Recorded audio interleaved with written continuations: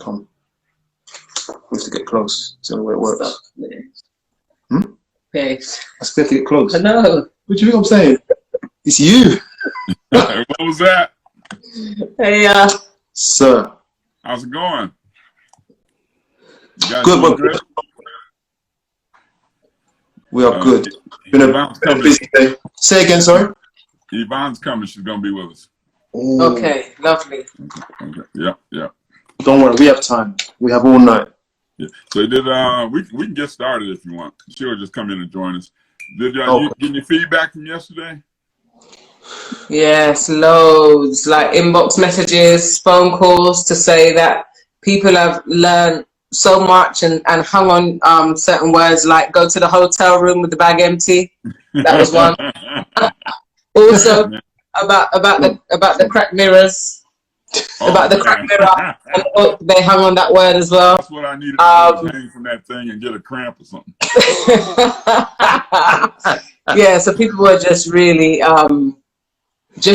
impressed with how God used you yesterday, and Thank you so much. Picked up tools. Yeah, they picked up tools that they feel that they could practically use. They also wanted to know if a Q&A could be possible in the future.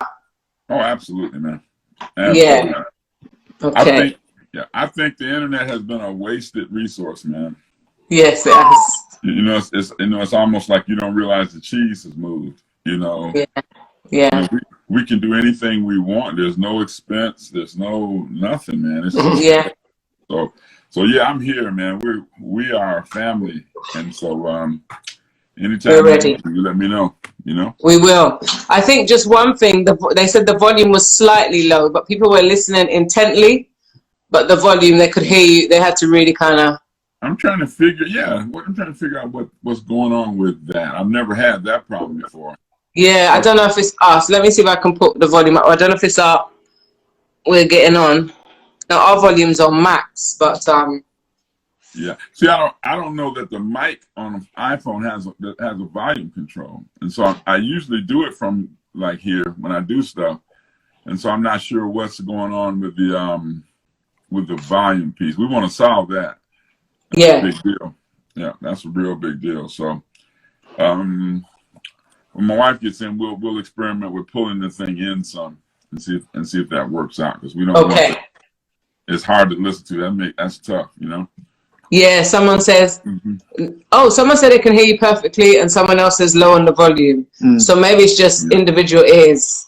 It could be checking their volume or something, or or okay, listening by earbuds or something. That might sound or something. Yeah. Let me just shut this. Yes. There was there was some stuff we didn't get to also. Say again. There was some stuff we didn't get to for the sex piece, and so we probably owe it another visit anyway. Definitely. Yeah. Cool. Well, you know what? The truth is this: I have no questions lined up. Okay. We're just going to hand over to you. Okay. Is that all right? Let me get prepared. Yeah, if you could talk about the title first. So we're looking at the one thing present in all happy marriages. So this is really part 2 from yesterday. Is that right? Yes, that's what we're talking about. Let me pull some notes here up. And everybody needs to get their notepads. I'm gonna give you data from a secular book. Okay, it's a non-Christian book, but it is the best book I've ever seen on marriage. And then translate what they're saying into our speak, into Christian, because it's it's just real easy to pull that together for me. I was reading it and I'm getting revelation at the same time. It's like and I'm like, man, this is the best. This is the best thing I found. There's a lot of things that people say, well, your communication has to be good. Man, sometimes you need to be quiet.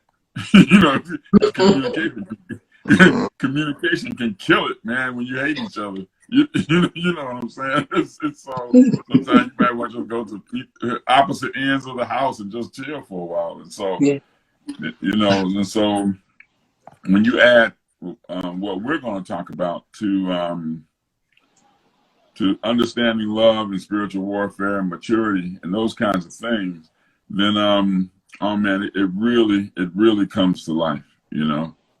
And and my deal is, man, is God wants you happy, man. You know, why don't you decide? My wife and I, man, we've been through really painful marriages, and my thing is, I was divorced, Curtis, and couldn't figure out why it didn't work. As far as I'm still trying to figure out what's so hard about marriage. You know what I'm saying? Because I want to be happy, man. You know, and unless you some player and you need a bunch of women all the time, to have the gift of a wife, man, it's just amazing. It's just awesome, you know, or the gift of a husband. And so I think people just become hard-hearted, or they just don't. Maybe they just don't know, you know. And so, you know, to me, it should be easy. I mean, you know, you guys, you know, we go out to dinner or something. Let's have a good time. You know, so I believe God is about. He's serious. You know, He saved us, but I believe He makes His presence joyful. You know, we were created to be in Eden, which is called pleasure. Which is the name Eden means pleasure. Okay, and so our home should be in Eden. Now the problem is we shouldn't use pleasure. We shouldn't make a priority of pleasing ourselves. That's where the problem comes in, is when I please myself. I'm supposed to allow God to please me, make my life. I please Him. I please my wife please me. You know what I'm saying? And now when you get into pleasing yourself, now you're selfish, and now you are doing that at the expense of other people. You know? And so that's that piece. So I mean, for you guys who are watching, you know, we do a lot of talking. Yeah. Yesterday we couldn't speak, and I don't think we're going to speak much today either. But if you have any questions, we will address them if you put them in the comment section. And today is kind of like a follow-on from yesterday. Yesterday, if you missed it, you missed your life.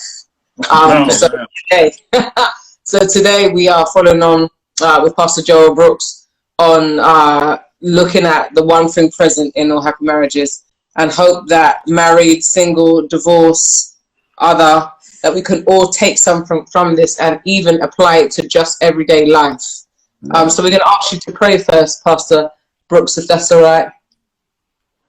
What's that now? What was the last piece? Can you pray for us to start? Oh, absolutely. Absolutely. Father, we just pray for everyone that's listening to us, that they would have, that their dreams would come true, that the vision, the things that God has set before them would happen, that we would grow, that we would grow up, that we would grow up into the head, Christ, but and find our place in the Spirit, our place in family, our place in the church, Lord, and that we would function, and that we would be fulfilled, that we would be full, that we would be satisfied with that which God has set before us. Lord, you told us to dwell with our wives according to knowledge.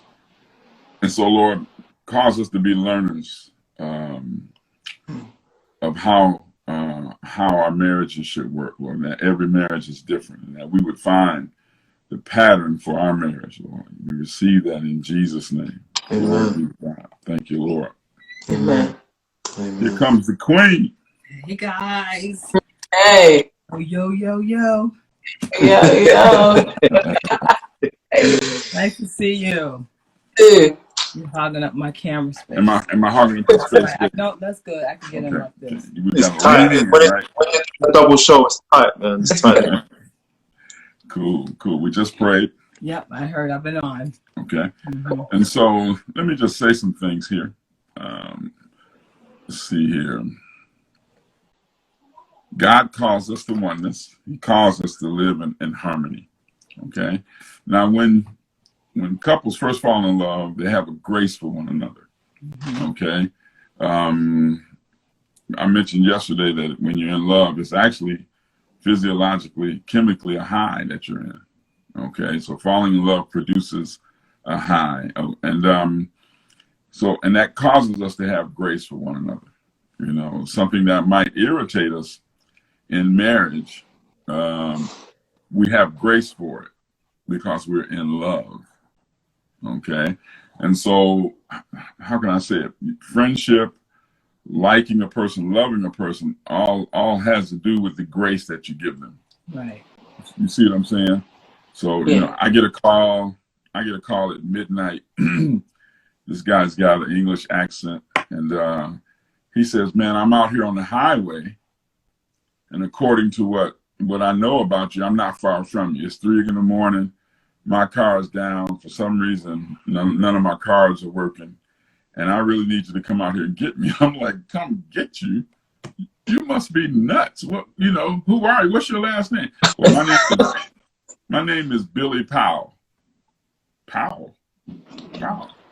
I know some Powells in London. He says, yeah, I'm their son. Well, now I'm up, getting dressed, going to get him. See what I'm saying? Because of the relationship, now I'm giving him more grace. Yes. And I'm going to make sure he's straight until he cuts out. When he leaves me, he will be straight. It will be just as if you were here. Right. Yeah. You understand what I'm saying? Yeah. Because of that last name.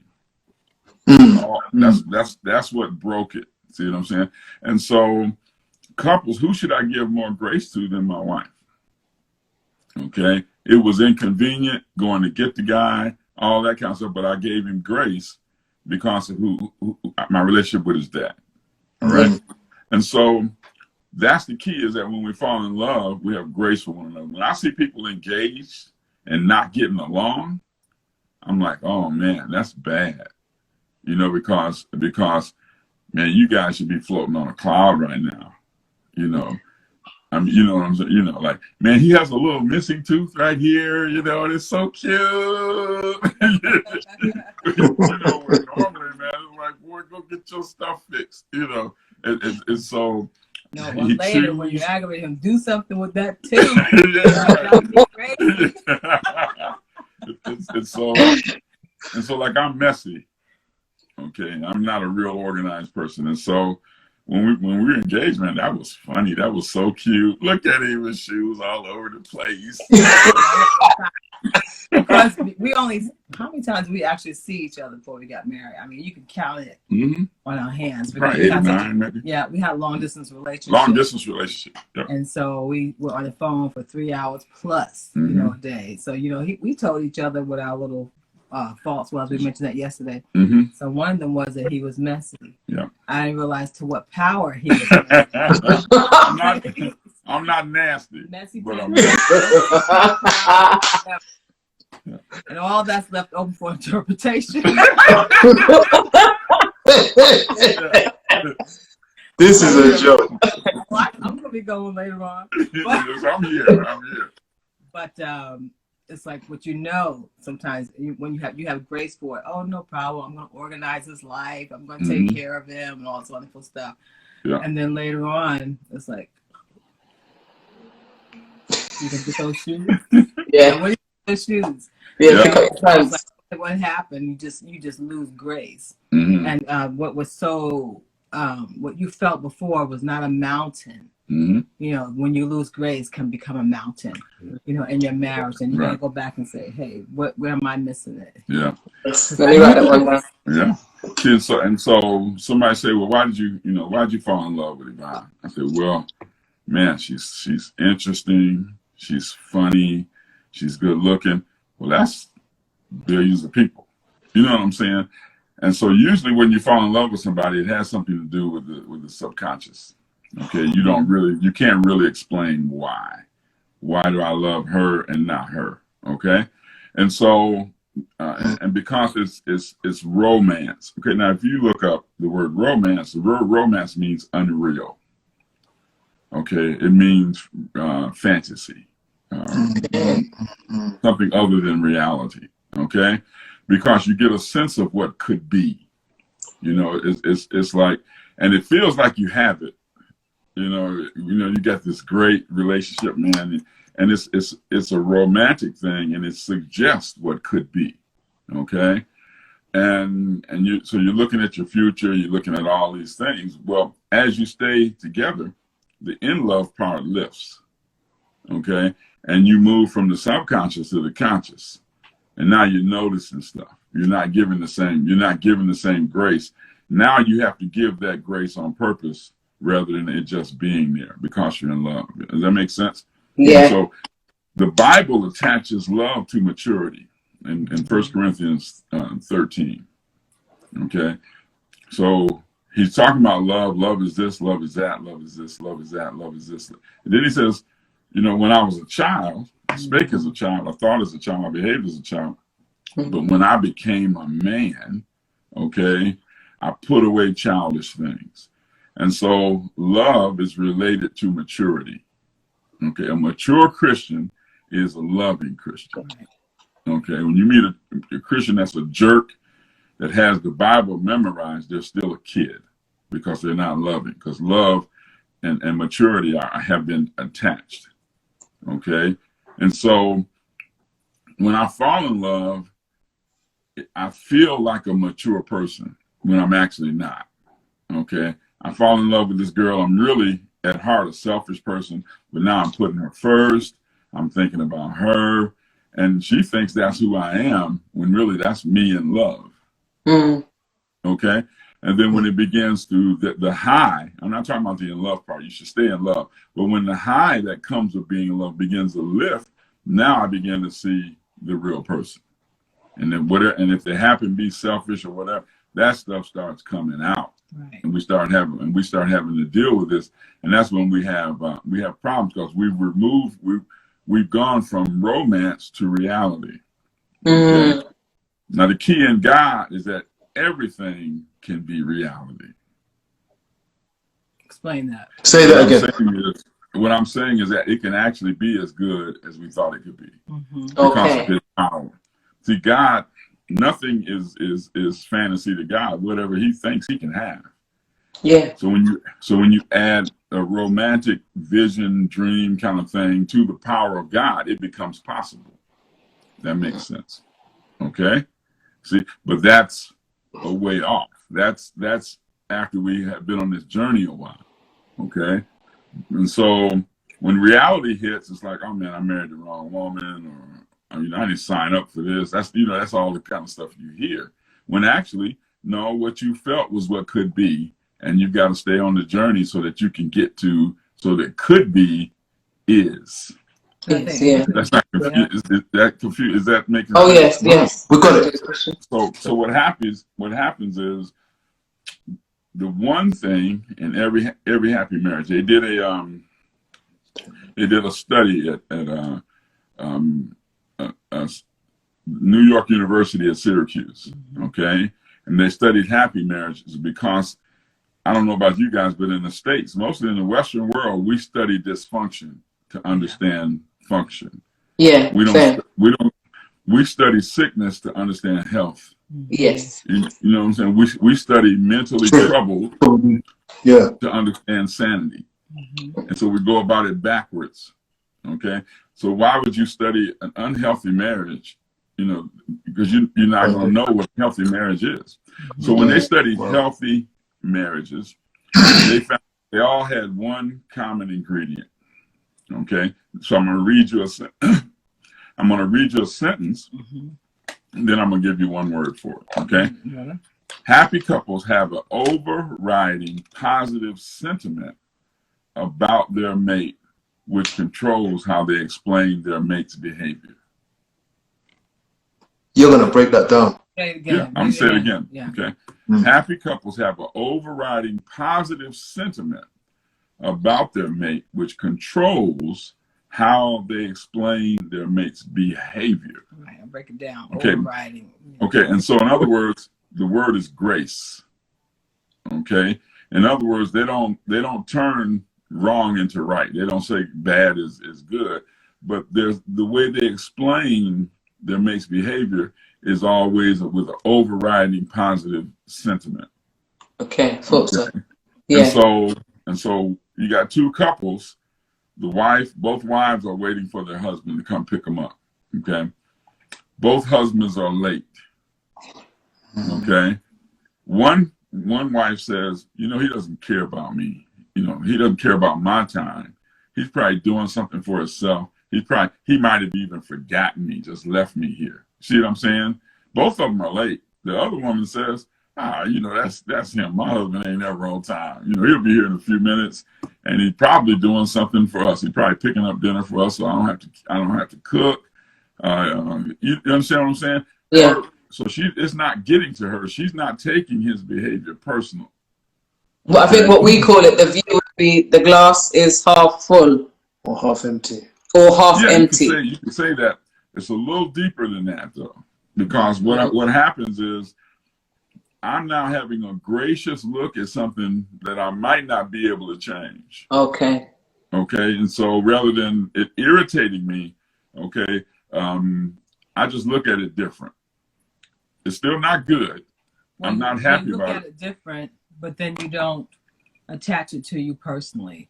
Mm-hmm. We actually had that situation with the airport thing. That was a whole thing. I remember. I went away to a teacher's, I think it was a teacher's convention or something like that. Mm-hmm. And with some of my colleagues, and we were getting in late in the evening, and I had we were all at the airport, Council Airport, and then I was so excited to see him. I've been away from him for that week, however long it had been, and all the other ladies' husbands came on time and picked him up from the airport. Now I know he's gonna be running late.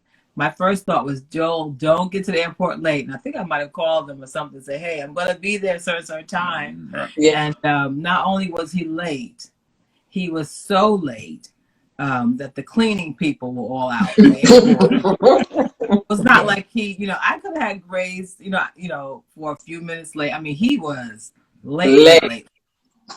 And so now I am a Disney person on steroids. My daughters, we're all like Disney people. We like Disney movies. I mean, growing up, all girls in the house, we were just all into Disney stuff. And so my idea, I'm a romantic, which is why I said that. And so I love him coming to pick me up, and then him having the flowers, and because I'm really excited to see him. So that's how I feel, in my heart. So I'm looking for, he's gonna see me. We're gonna have this great blissful night. It's gonna be like awesome. Yeah. And I'm like, I want to ask Janet, do you want me to clean that spot? Everybody's walking around with brooms. They clean the airport. No more flights coming in. They're shutting down the baggage claim. I mean, he was late. Lights were going out. That wasn't no hour late. Yeah. It was already late because you came in late. You were late. I'll be lying. You were really He was late. But anyway, you got to take it from there. Okay. My wife hates coming home to a messy house. Me too. If she's been on a trip, she hates coming home to messy. I clean up before we leave for trips. Okay. And so I'm like, okay, I'm picking up my wife tonight, man. It's going to be great. She's going to be home. Then I looked at the house because it is. See, what she doesn't realize is I don't see the house. It's not like the house is messy and I see it. Yeah. I don't see it. You know what I'm saying? Like how when people say they're coming over and all of a sudden you see your house through the eyes of a visitor, and then you start straightening. Okay, and that's what was happening. I don't know if he sees it then either, but go ahead. Okay. Because I actually don't see it, and then I look through her eyes. She can come home. I said, "Oh man, this is a mess." So because I love her and I know she only wants to come, I start cleaning up. That's why I was late. Okay, so I'm late because I'm trying to make sure you don't come home to a messy house when she probably would rather have been picked up on time and come to the messy house. And that's what I told him. He felt a little coldness. I mean, because you don't want to, I was trying to articulate what I wanted to say, but then I still didn't want to. She was pissed. I didn't want to articulate what I was going to say. I wasn't pissed, but I was bothered.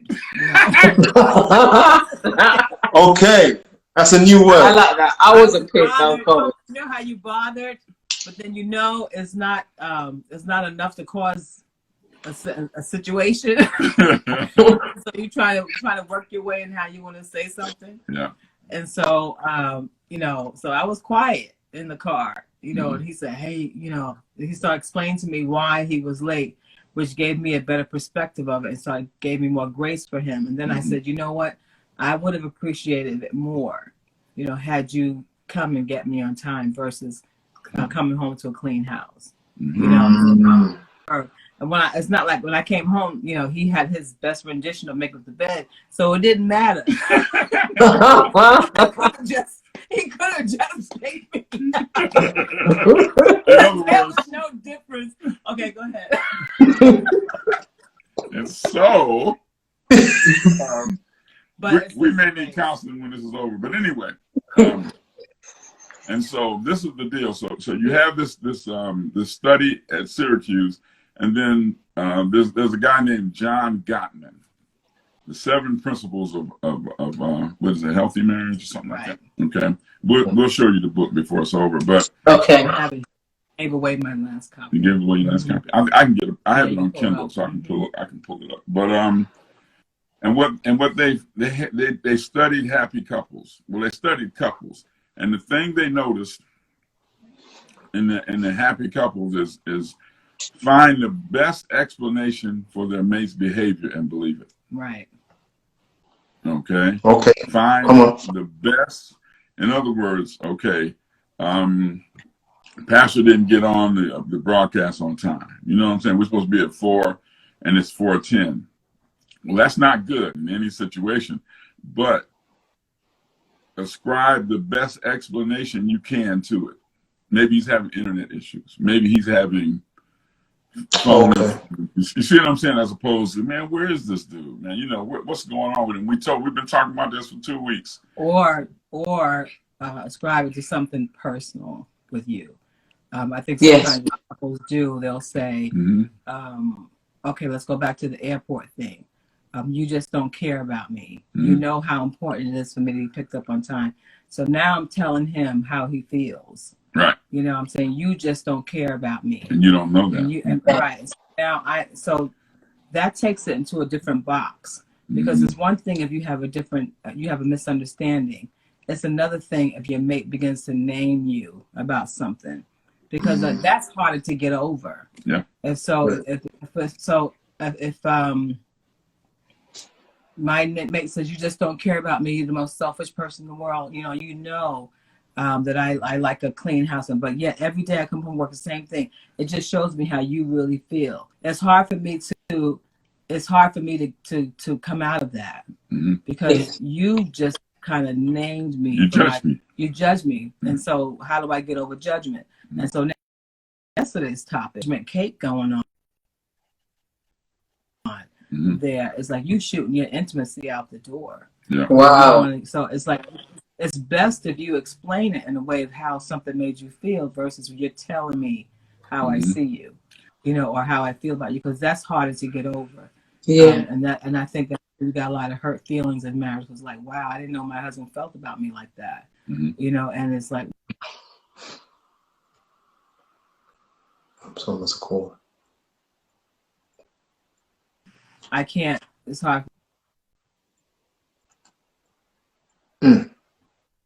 Most couples will automatically take, say, well, you are this and you are that because you didn't do this. And that's what he's talking about, not having grace. And when he mentioned, what was your thing? Couples have an overriding positive sentiment. It's just like over the top.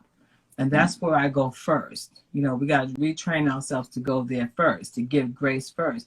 And it's so funny because we know how to do that very, very well, because we do it without question with our relationship with our friends.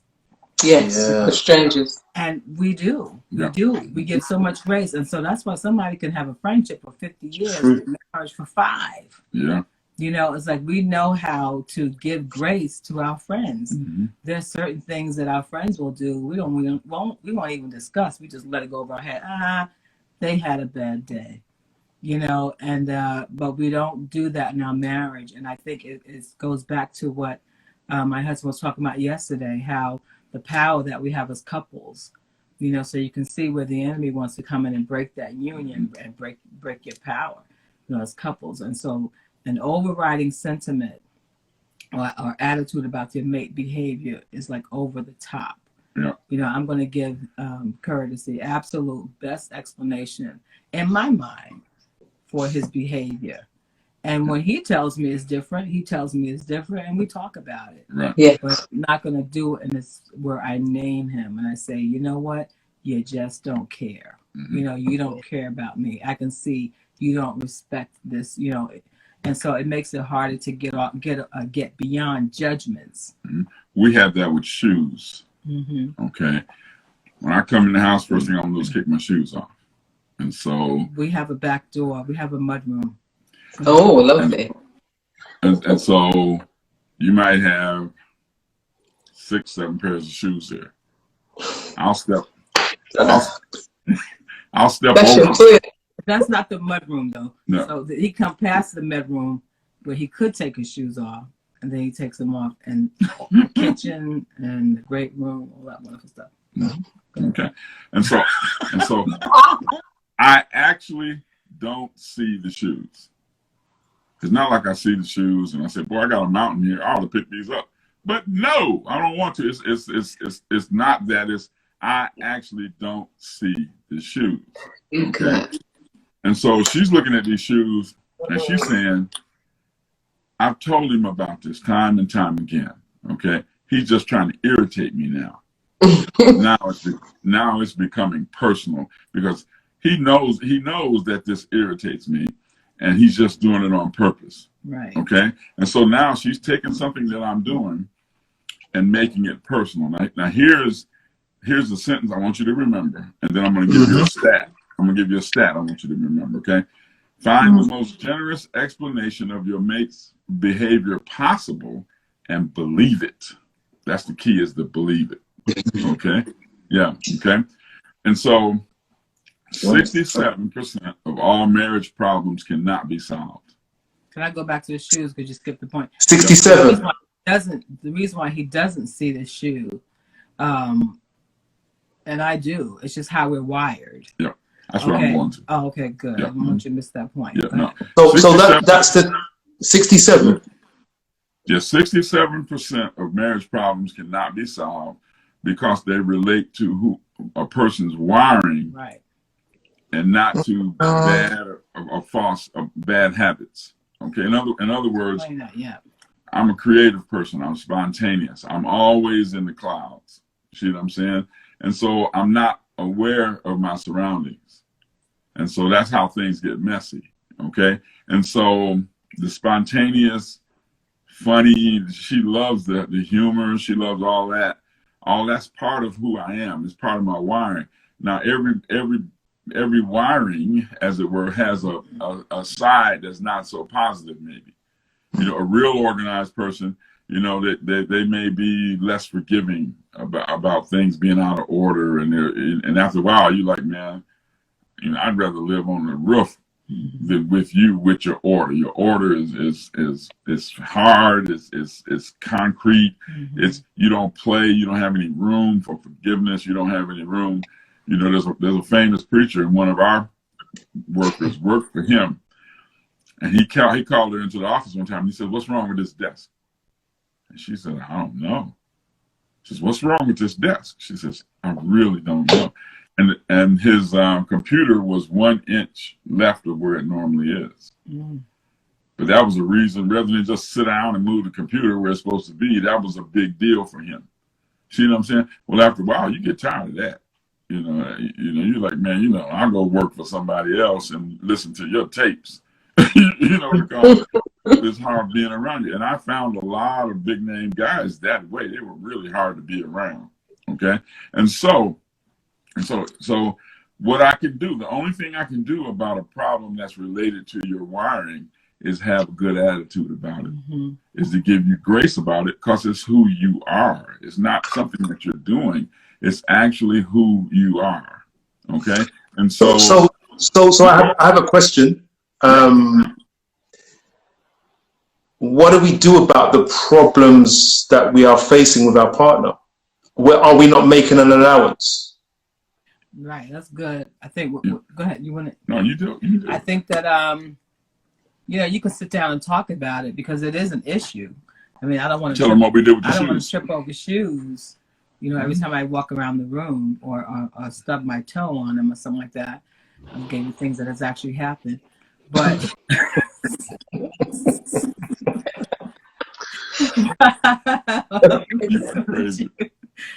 but and so we just talk about it. But you have a sense of humor. We have a sense of humor. Okay. So we'll make jokes about it. And then I'll say, hey, you think you're going to pick up any of these shoes anytime soon? Or we start talking about it. We make jokes about it. Because I don't see them. Because both of us are funny, you know, he'll say, oh, okay, let me go get the shoes. I'll get the shoes. I'm like, hey, are we starting a closet in the great room? You know, so. Okay. But it's not done. Are we starting a closet in the great rooms?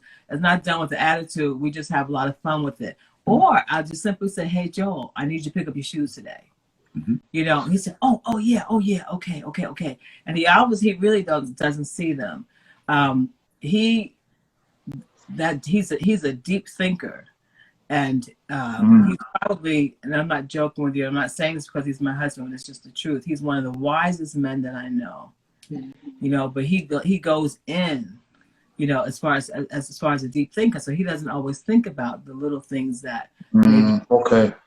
Like closing all the cabinets or closing the refrigerator once you get something out of it. Yes. Can't tell you how many times I've gone to the refrigerator and found them open. I can't tell you how many times I come home and all the cabinets are open. And so I'm like, you know, most people, you want to close the cabinet, you know, after you do it. And so I said, you know what? One time I came home and he obviously came into the mudroom because he came in before I did. And I saw his coat, shoes, socks, all the way. He literally left the path all the way into the kitchen and was standing by the sink. And that's where the path stopped. And I came into it. He said, honey, hi. I said, stop. Wait, don't come to me. Because usually he would come kiss me. Stop right there. And I did a hopscotch on everything that he had on the floor and wound up to him and said, hello, you know, and then he cracked up laughing and went and got all his stuff that was on the floor.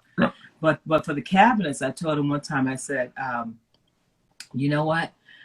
For every cabinet that I find open, that's an orgasm you owe me.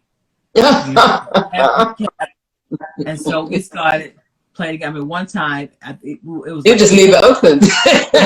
Well, eventually I had to stop because he was doing it on purpose then. But when he wasn't, I was working it. When he wasn't doing it on purpose, I got up to like 10 times one time, and I'm like, I couldn't even take the reward. But it was like it was just too much. But we made fun of it. Pay my bills, right? You paid your bills. I gave you some grace on some of those bills because I couldn't collect. Man. But so isn't it? You wouldn't pick up the stuff yourself then? Say that again. You wouldn't pick up the stuff yourself because I end up picking it up myself, but then inside I'm vexed.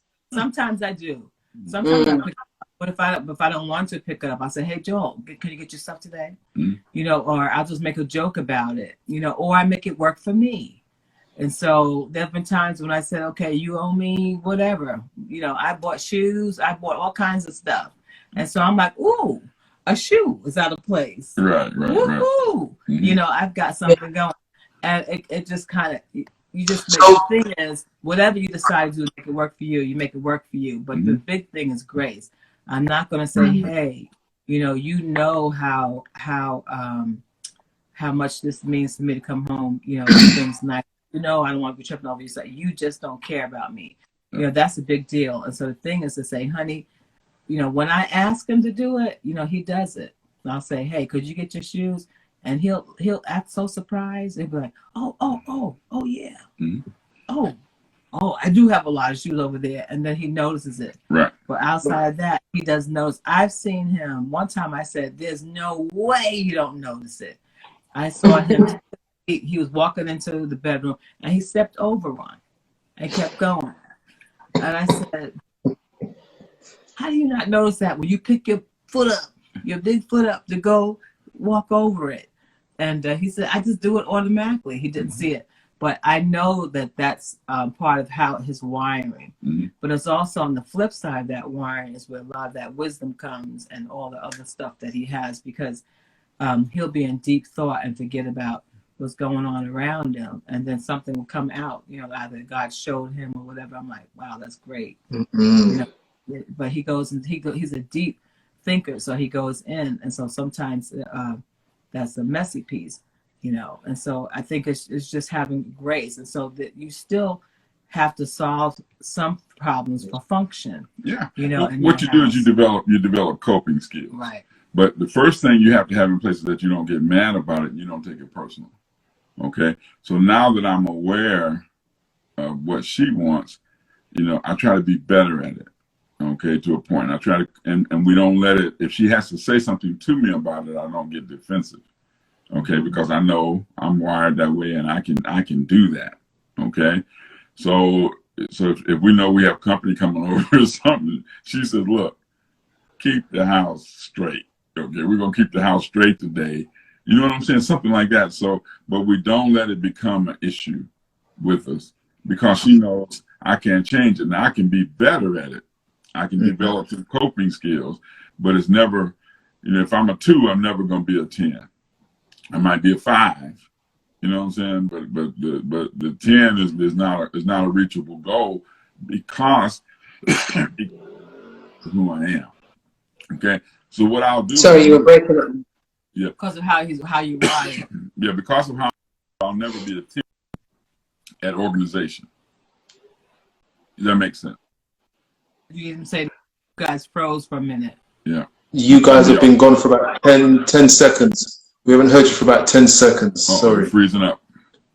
15. And this was so good. Say it again. You're freezing up. We can't hear you either. Can you hear us? You're kind of spinning out. 45.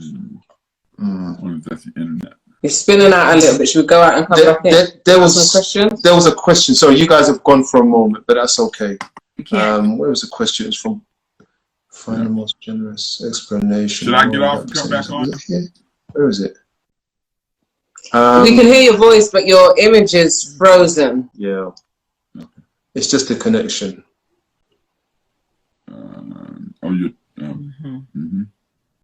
That's okay. We're going to get you back. So I'm thinking, in relation to what they were talking about, the fact that I was thinking about wiring, and that I'm somebody who will Think about you. Lock up the house, be security conscious. Yeah, and you'll just go straight out the door. Yeah. Oh no, I will lock the house. I just won't lock it up as much as you. Did you see the post? Come on. I sent you a post. I mean, sorry guys, you've gone. I mean, we can't hear you. Should we bring you? We'll bring you back in. What we'll do is we'll cancel yours and just come back in again. Okay. We're going to bring you back in a second. Guys, there are some absolute gems. That's why we're just quiet, because I'm learning. But you know what it is? Because we know what they're talking about. We know. I think that was it there. It was a question. Oh gosh. I won't cuss you for the shoes at the door anymore. Well, my shoes are put to the side though. Yeah, but I only want one at a time. But it's okay. Yeah, but I changed shoes. I was like, I want two at the door. Do you know what I mean? I'm working on it, guys. But I've just heard some really deep truths and gems about how to gain happiness. It answers a lot of questions for what I've been going through with you. You know what I mean? Yes, and I've been going through with you. It does. That this is if someone's got a wiring. What was the stat? 67% of marriage problems cannot be solved because they relate to a person's wiring. Yeah. Yeah. It's not hopeless. That's what they're saying. It's not hopeless. No. It's like that's where you have to apply grace. And I was going to make the point that grace goes further than just understanding. It goes into how you manage that as well. So the grace can't just be, okay, I'm not going to flip my lid, but it's also how do you talk to them when they're doing their thing, you know what I mean? Why die gems? There was a question by someone. Oh, sorry, before you do. The book, what they mentioned today was called The 7 Principles of Making Marriage Work by John Gottman. Gottman. Where did I get the H from? John Gottman, 7 Principles of Making Marriage Work. So it's a book that I need to go and check out. Yvonne just said, should we get off and come back on? Yeah, we did. Yeah. We'll wait for you to just request. But guys, stay with us, because it like last night, it's rich again in wisdom and everything else. With the problems that can't be solved, that's 67% of them. How do you move on from those? We will ask that question. That's a fair question. Let's see if he's come back. Let's see what he's saying now. We don't know if it'll work here. Yeah, Kushal, but that was a good question. Yeah. Because that is it. Because a lot of us here. How you doing, sir? You're back. Yeah, I'm back. We're back. Lovely. We have a question for you. Okay, good. Make myself a cup of tea. Oh wow, where is it? Let me get it back up and read it properly. Yep. It was to do with one of your. You can get it from your head, kind of like, right? With 67% of the problems that can't be solved, how do we move on from those problems? I think you were partly answering it, or in the process of answering that. Okay. Right. Yeah, what you do is you develop a gracious attitude towards those. Okay. And you just, because they won't go away. In order to change those, you've got to change the person. Because the person is not able to actually become somebody else. In other words, if you really hate my messiness, you hate me. Oh. Because it's part of who I am. See what I'm saying? I'm a creative. I'm always thinking, strategizing in my mind. And so that's the way God wired me for the assignment that he's given me. He's going to wire me for my assignment. Okay. And so 67% of all that you go through is just because you run into this wiring piece. Okay. Everybody's not a perfect match, as it were. Okay. And so you have to take the landscape of your personality and match it to the landscape of your mate's personality, and have grace for the parts that don't fit. Like how a puzzle fits. Everybody's not going to fit like that. Okay. And so what we have to have is we have to have grace for that. Like, say, for instance, okay, remember Peter, dwell with your mate according to knowledge, right? Okay. So I'm an introvert. I'm deep in the introvert continuum. It's a continuum, introvert, extrovert. She's about in the middle. She can go both ways. Yeah. Okay. But let's say you have a real deep, like Bishop Garlington is a real deep extrovert. His wife Barbara is an introvert. Okay. And so they have to work that thing out. You can't change that. And the older you get, the more like you become. Right. Does that make sense? Yeah. It's stuck in your ways, like. And so there's your. What did you say? No, what was that? Is it like you're firm in your ways? You've grown into your ways. You're fixed. Yeah, you're growing. Well, you're growing. It's not ways. It's wiring. Wiring. Okay. It's what determines your ways. And so. Wow. And so there's certain things about me. There's certain things about her. The introvert extrovert thing. Okay. Extrovert wives of introvert husbands feel unprotected. You gotta explain the whole. Why don't you explain? Why? Because introverts are not comfortable with confrontation. They don't. They tend to avoid confrontation, and so I'll say, well, let's just let it pass, and she'll say, no, tell the waiter to come back here. He didn't do this right. And I'm like, hey man, we cool. And so sometimes she feels like that's not what I do. No, that's not what you do. Okay, go ahead. No, but sometimes a woman will feel unprotected by an introvert. Yvonne has to come in and say, hey, honey, we have kids. Like you haven't talked to anybody all day. You've been in the astral heavenlies, all day. And so you need to come out, those kinds of things, okay? You need to know each other's love language, okay? You need to know how they communicate and receive love. You need to know their personality profile. Well, let me go back to the introvert thing. And he always comes out because his heart is not to miss a moment. No.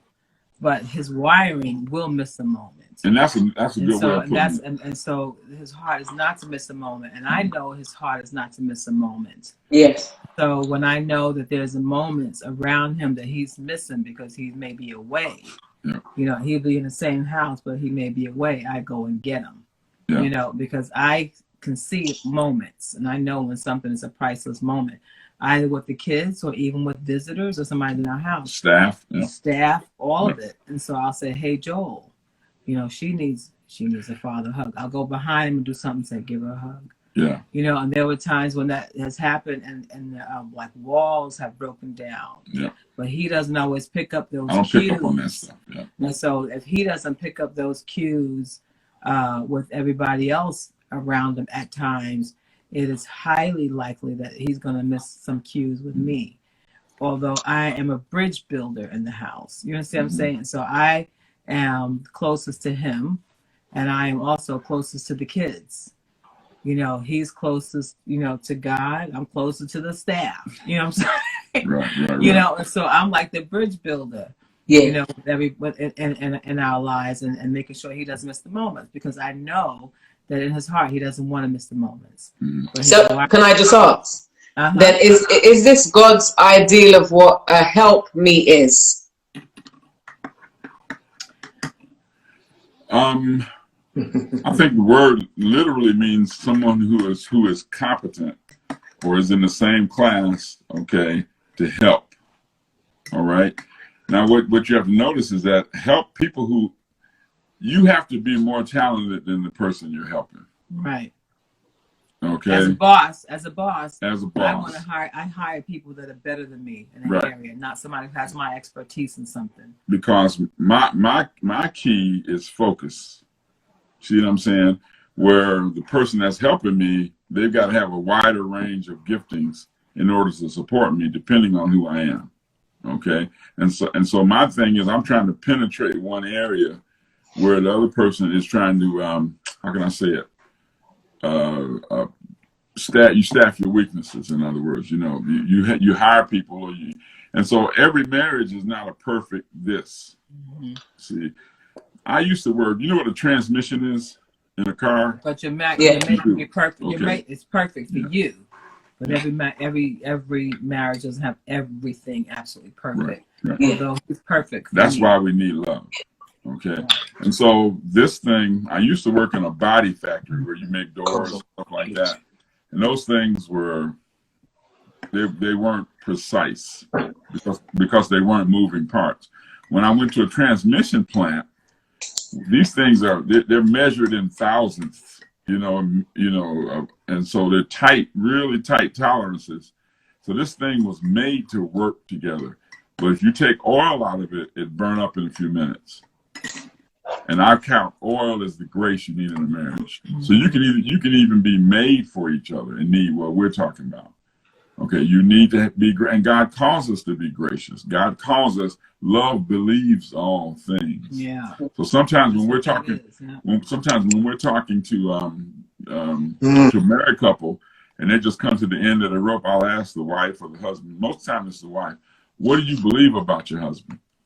He said, what do you mean? I see what he's doing. No, but what do you believe? Is he a bad person? No, he's not a bad person. Okay. Is he a godly person?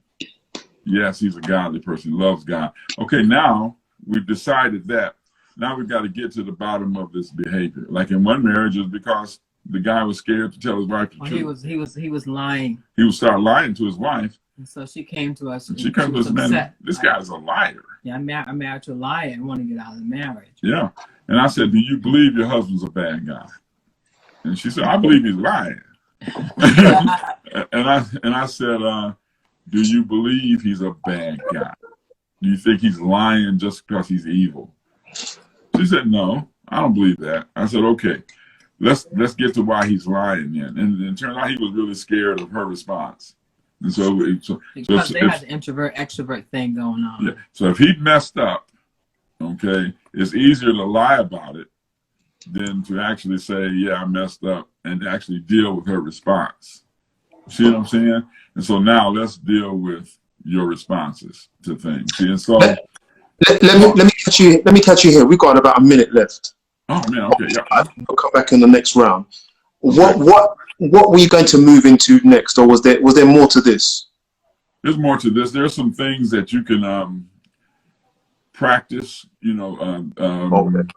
Some skills that you can acquire, and there's ways of recognizing when your marriage is in trouble. That's what we. Where did you want to go? Where you want to go? You want to go any place? We can go any place you want to go with it. Oh no, we're in your hands. I mean, we need to just. My kids just arrived back from their time away, like you suggested yesterday. Yeah. So they just arrived back now, and we need to dealing with them. She'll be back soon, but we want to restart this next live to catch this fresh part 2. Okay, great, so we'll see you guys in 2 minutes. Yeah. Okay, good. That'd be fine. Thank you so much. Thank you, guys. I'll see you soon.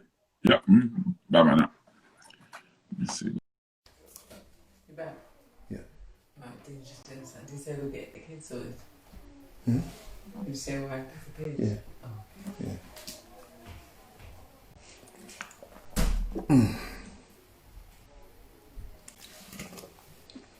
Oh, guys, you're getting gems, bombs, gems.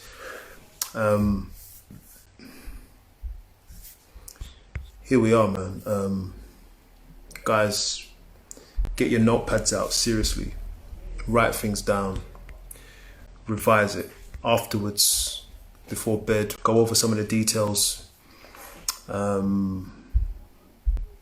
Please. Married or not. I am a Dryansk. Yeah, well, I'm guessing that's your name. It is Fire for Real. Let me see if he's on. He's not here yet. That's okay. It's serious, man. It's Gus, you asked an interesting question, because then what's the point in choosing if you've got to have all this grace? I think you get to choose, but no matter who you choose, you need that grace. It was just in reference to your question in the first half. You choose the loveliest lady, no matter how pretty she is, no matter how helpful she is, forgiving she is. There's a side to that coin. There's 2 sides to every coin. And if once you're in a relationship with someone, once you are married, you will find that you need grace for things that you never saw before. And that's something I can relate to. It's serious, man. Serious. They're not here yet, but I know they're coming. They're coming. It's deep. Do you guys have any questions? Put your questions through. I fully understood the transmission analogy, yeah, because you're a guy. I'm guessing you're a guy. You should be, as far as I know. It's deep, man. So wait, they're not coming back. What's going on? They're coming. They're coming. They're coming. So I guess we gotta know the things we struggle to give grace for and avoid those. I think it's be aware. And you love cars, I love cars too. I think, Gus, you gotta be aware. I don't know about avoid, but I think I know what you might mean by avoid. He's back. It's not so much avoid, but I guess just being aware of giving grace is now we know what God is really doing when he loves us the way he does, because giving grace is like no easy feat when someone's treading on your toes. How you doing, guys? Thanks for coming back. Hey. Yep. So where are we going now?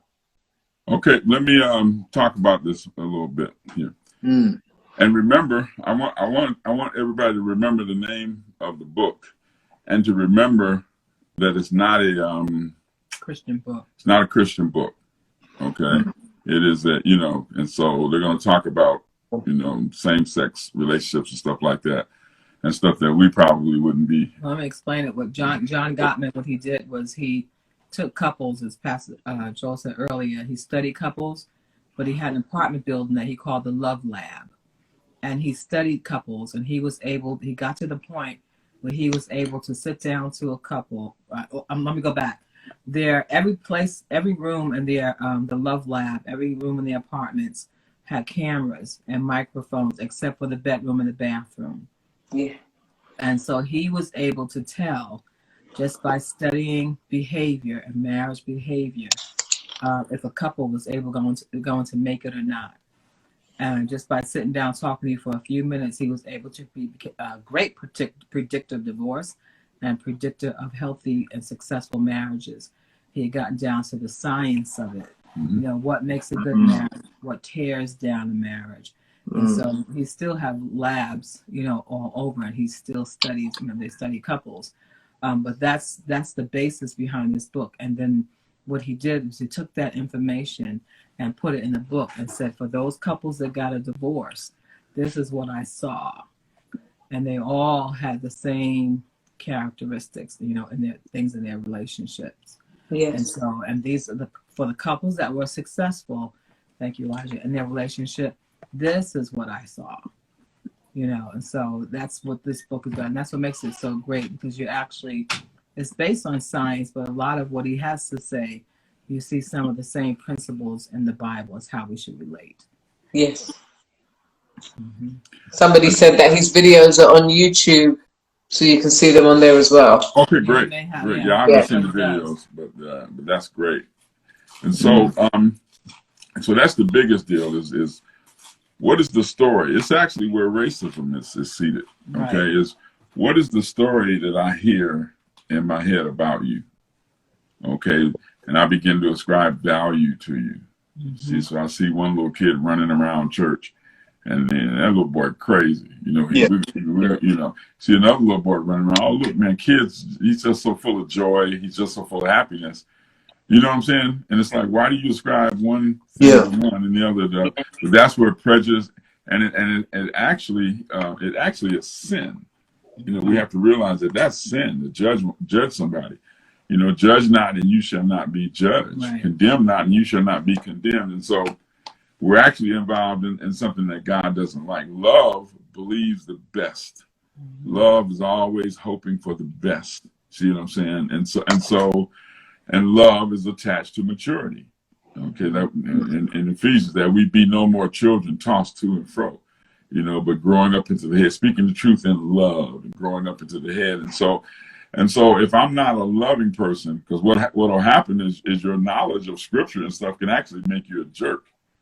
You know, if you're not gracious with it. Let me see if I can pull this up. Yeah. We took everything off the internet so it'll work. Now I can't get my stuff. Oh gosh. Give me a second here. No. I just need to see if I can get this. Let me throw this at you whilst you're looking. Yeah, sure. So someone says here, so I guess we've got to know the things we struggle with to give grace for and avoid those. Yeah, give grace for them. You can't avoid them. You give grace for them. But then there's other things that you can change. Okay? Like if a person lying, you're not wired as a liar. Right. You know what I'm saying? You're not wired to be insensitive. You're not wired to be... There are some things that are things that need to be repented of. Yeah. If that makes sense, okay? And so some are changeable, and one of the keys is knowing the difference between the changeable ones and the unchangeable ones. Okay? Nobody is mean by wiring. Right. See, so if I'm responding to my wife in a mean way, now we got to talk about that. Right. We got to talk. Or if every time she's unhappy, she goes straight to 10 rather than, you know what I'm saying? And we start out in an argument. You see, in my previous marriage, you know, the one who talked the loudest, the longest won. So, you know, you just immediately go to, I'm irate, I'm this, I'm that. Right. And it winds up being just real crazy. See, and so there are some things that we may need to change, okay, or that could bring real consequences. And so we're not calling wrong right. We're not doing that. We're just being generous about how we explain the behavior. Right. Okay. You see what I'm saying? But if we're not calling we're not telling everybody just to live with all the flaws and don't grow. Yeah. Okay. If I have a wiring piece, see, now one of my problems was that I'm not present. Well, that's not wiring. That's avoidance. Okay. Is that wherever I am, I want to be someplace else. And so I'm not in the moment. I'm not observing the moment. You know, I'm feeling, people can feel like I want to get away. I hate going to the hospital to pray for people. Okay. I don't hate praying for people. I just hate going to that environment. And my wife says, Joel, they can tell you don't want to be there. They can tell that you want to leave. And so there's certain people that I really love that I'm not comfortable with. Okay. So she'll tell me, she says, you know, man, they can tell you want to hang up. They can feel you trying to get out of the conversation. Talking to people and patting them on the back. And, yeah, well, nice. You know, it's like. Okay, well, okay. Yeah, yeah. And so now I'm working on that to be better, because that's a flaw. That's a flaw. That's a character flaw, because I need to be present. If I'm talking to you, I need to be there talking to you and listening and answering. And a lot of times I'm wanting to be someplace else. See, and so I'm actually working on being present and settling down, listening to what people are saying, and giving them an answer and listen. You know, and it's difficult for me. Okay, but everybody, there was a guy in our church who walked by me and he spoke to me, and I spoke to him. Then he went up to my son, who was also working there, and he said, "Man, what's the deal with your dad? You know, he just never seems interested in people." And he said, my son said, "Well, you should grow up with him." You know, because don't take it personal. It's around the board. You can always tell his head is someplace else. Yeah. See, and so now that's not good. That's not healthy. Is that people feel like they haven't been heard. You know, and so I'm working on that. And so you know, for those of you who are listening, you're not wired to be a cheater. You're not wired to be a liar. You're not wired to be lazy. You know what I'm saying? Right. Those are sins. Those are character flaws that we need to repent of and allow God to help us with. Okay. So someone is asking a bit more about that particular thing. How do you know the difference between a flaw and a character trait, or I guess personality type? That requires grace. Okay. Is it does the person, how can I say this? We recognize that we put you on the spot. Yeah, no, that's good. No, that's really good. And I haven't taught on this in a while. The way you know the difference is it a sin? Okay. Messy is not a sin. It's not positive, it's negative, but it's not a sin. It's not something that is selfish to the point where it hurts other people. You know what I'm saying? Whereas if I'm lying, that's different. Lying is a sin. Cheating is a sin. Being evil-tempered, now that's a sin. That's negative. That's dark. And there might even be a simpler way to know the difference. Yeah. But you have to know that it's a key in knowing the difference. Is it a matter of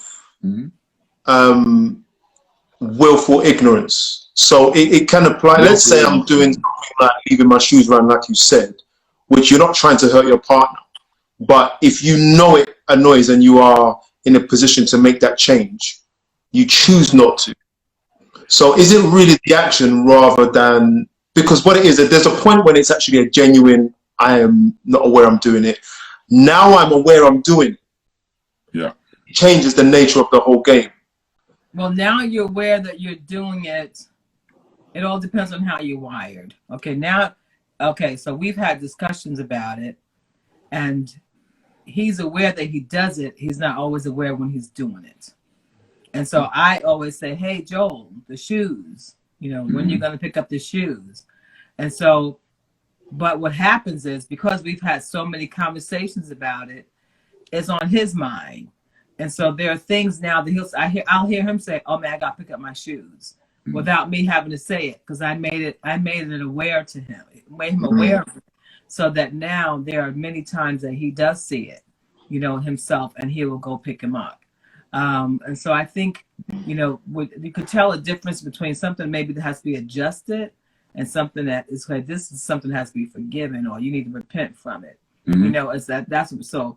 There are things that I'll have to cope with. Is it a coping thing that I have to just cope? You know, if my partner doesn't know how, husband doesn't know how to cook, you know, that's something I cope with. Okay, I'm the cook in the house, so I have to cook. He doesn't know how to cook. You don't want him cooking with somebody who's a deep thinker, because they forget that something's on the stove. And then you'll have a big mess. You'll be outside saying, man, why did I let this man cook in my house? So, you know, but you know what? I just wanted to raise this. I think you've raised an interesting concept, which is, well, you've raised an interesting concept, and it's very new to a lot of people. Okay. And I think what might be happening is someone might be listening, a number of people might be listening and saying, you mean I have to learn to put up with the things I hate? You need to teach me a different doctrine to help me overcome the things that I'm having struggles with, the things that cause real contention in the relationship. Please give me another doctrine.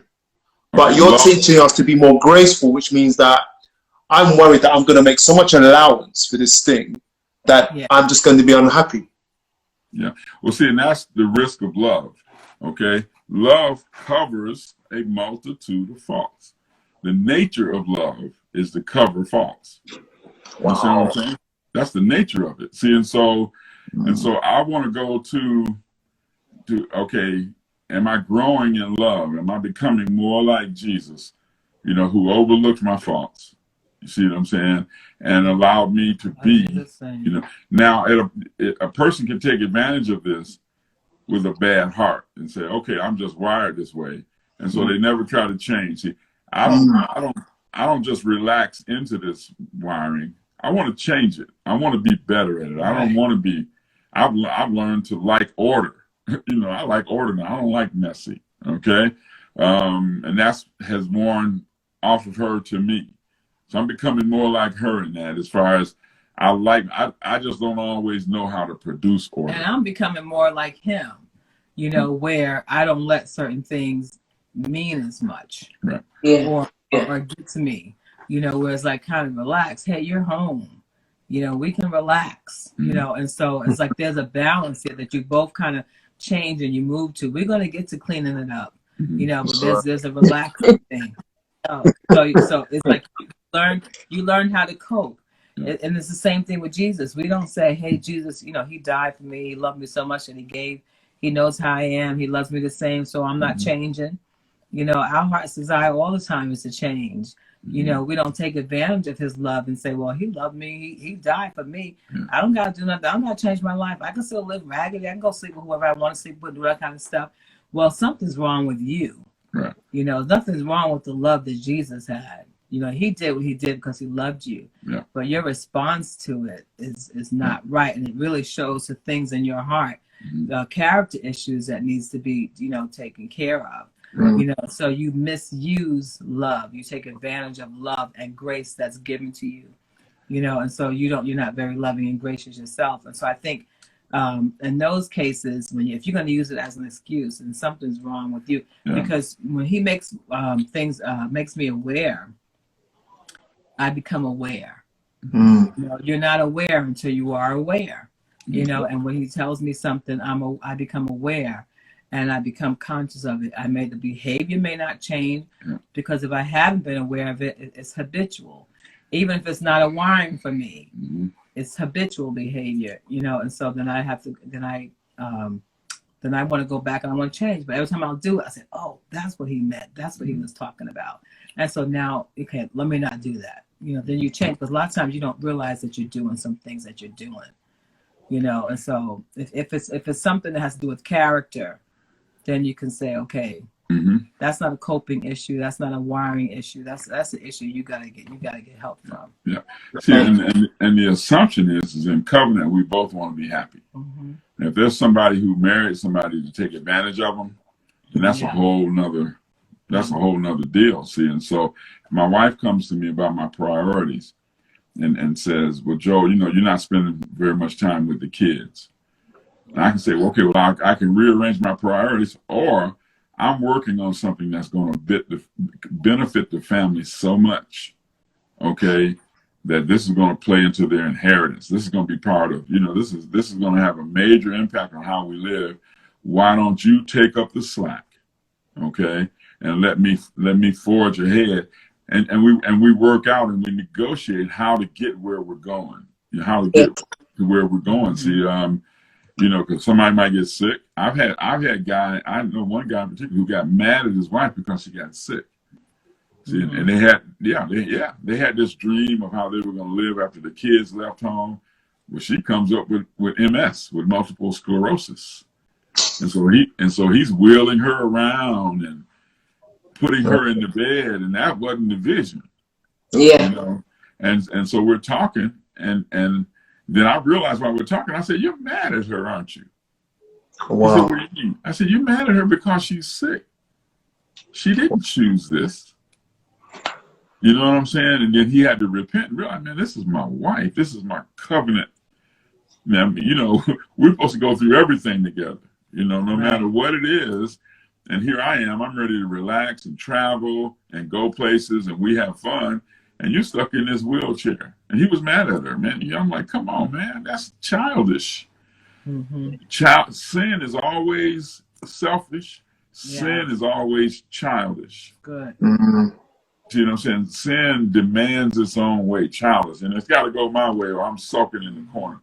And so a lot of times we don't relate maturity or immaturity, okay, as a lack of love. And so it's one thing to say, well, man, Curtis, he has issues. He got issues. You know what I'm saying?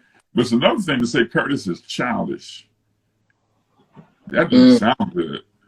You see what I'm saying? And so what happens is God helps us. See, now this is what Gottman doesn't have, is that God comes in and he makes us more like him. He grows us up. He grows us up in love. See what I'm saying? Because we're in covenant. See, and what covenant is supposed to do is protect you from self-interest. Right.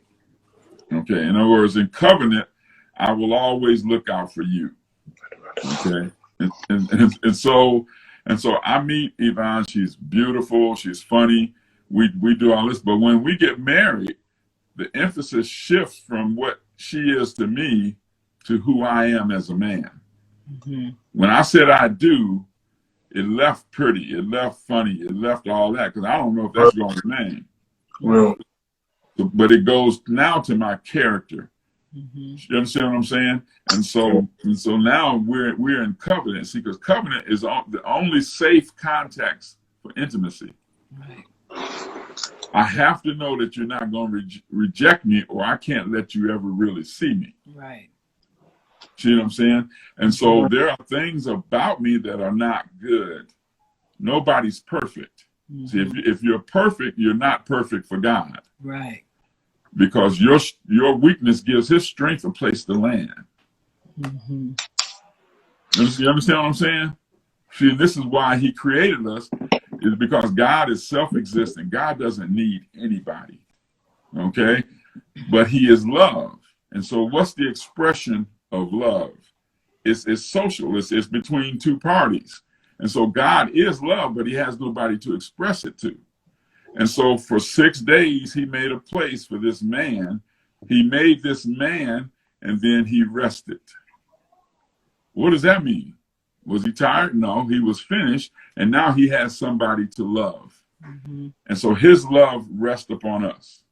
And so from now on, he does nothing else by himself.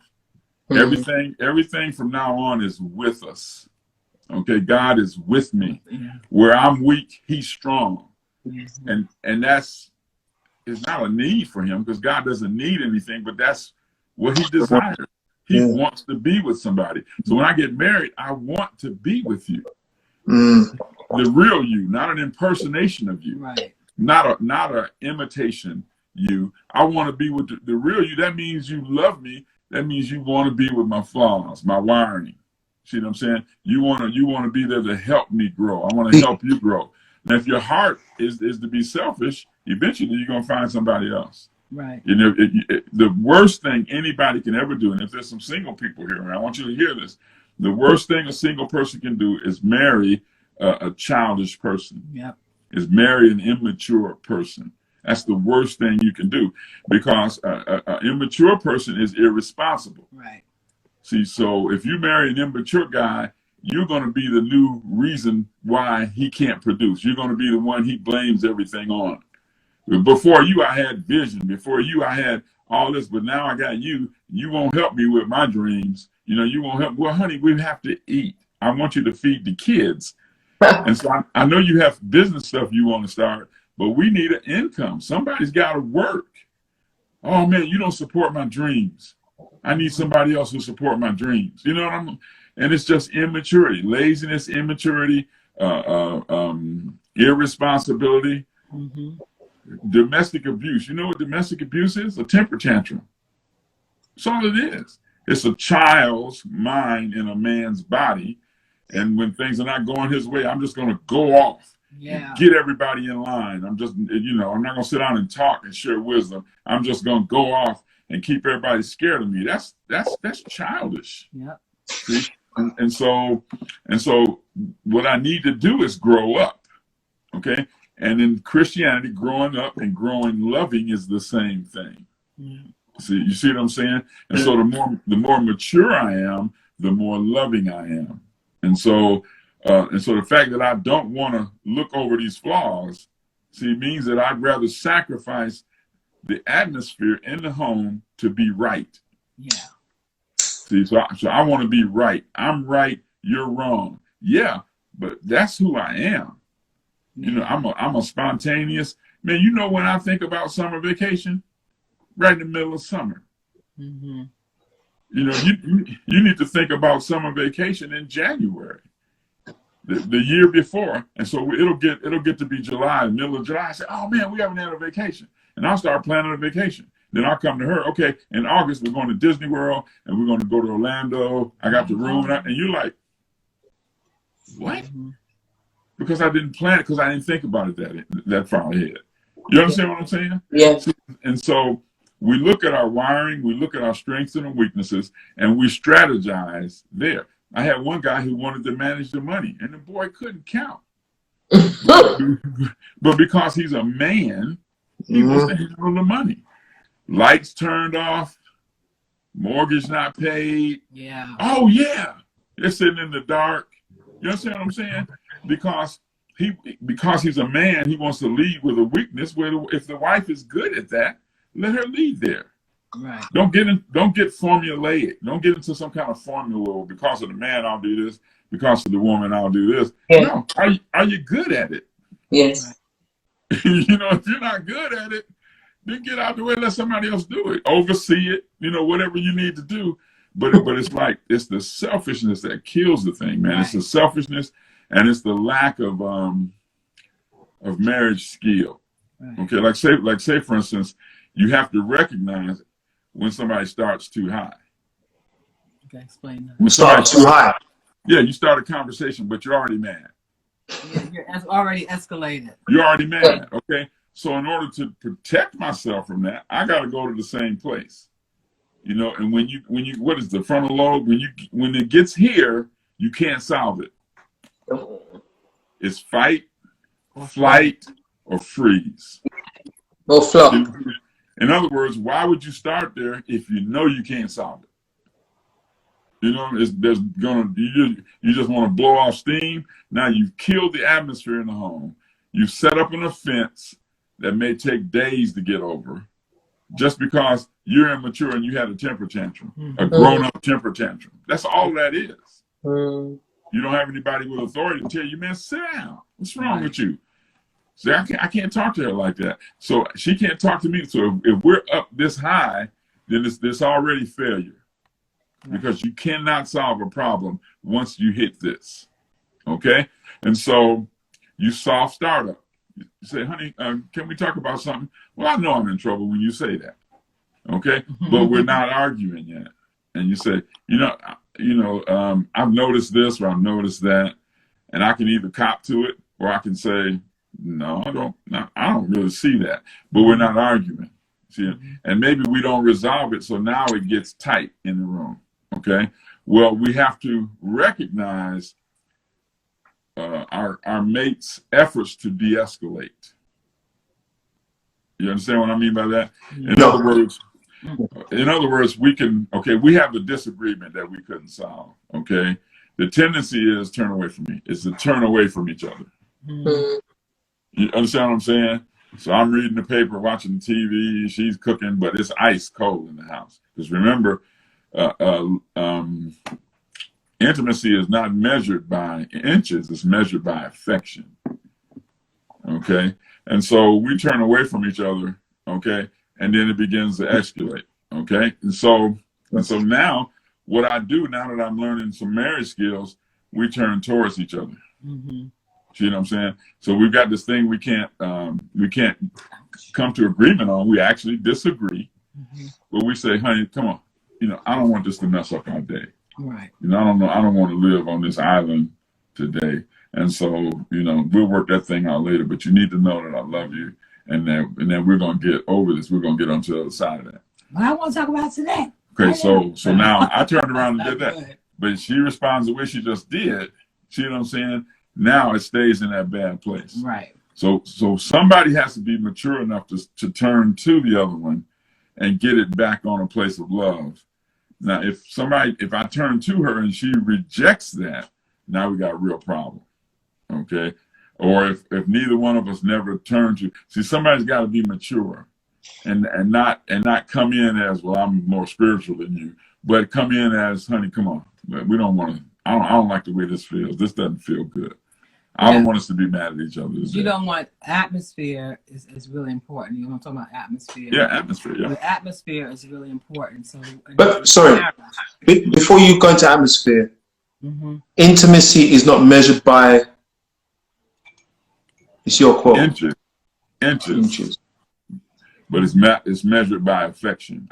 Now I learned that. I probably should be giving you guys a source or something. So I learned that from my mentor, Edwin Lewis Cole. I don't know if you ever heard of Maximized Manhood. Yeah, he made me a man. His stuff, he made me a man. Each one of my mentors has a different deposit in my life, and that's why you want to recognize the different people. I don't think anybody gets to where they're going with just one father. You understand what I'm saying? Everybody has a different deposit, Right.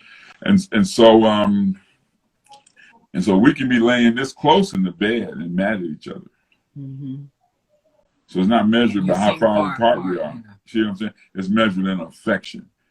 See, so when I put my arm on her and we're laying in the bed and I put my leg on her and she rejects it, it's like, okay, I'm in trouble. Does that make sense? Or when we on a regular basis just get in the bed and face the wall. Or the great one now is everybody's got their phone in their hand. You see what I'm saying? And see, so you have to intentionally do what came natural when you first fell in love. See, now I thought my wife's, what did I think your love language was? I can't remember, but I remember we were talking one night and then you told me what my love language was. And I said, no, it's not that. Did you think it was acts of kindness or I can't remember what he thought it was. So long ago now. Yeah, but you guys ever read that book, Love Languages? Yeah, that was our a wedding present. Okay, great. And so he told me what my love language was, and I said, no, that's not it. He said, yes, it is. I said, no, that's not it. And so he said, I know you. That's what it is. I said, no, that's not what it is. Then take the test. And so I said, now he's telling me what I am, And so, of course, it came out, showing. He said, oh, wow. Where I like touch. She likes touch. So touch is like really important to me. And so touch could be a conversation. It can be quick. It can literally be a touch, where you just kind of touch each other throughout the day, but it's just like touching. Well, to me, touch seems corny. Okay, if we're holding hands walking down the street, I'm like, I feel like a cornball, and so now at home it's not a big deal, but so what I started doing was touching her. Okay, so we're riding down the highway and or ride down the street, and I'll just reach over and touch her because I know she hears I love you when I do that. That's her love language. Okay, And as a result, now being married for a while, I'm more touchy.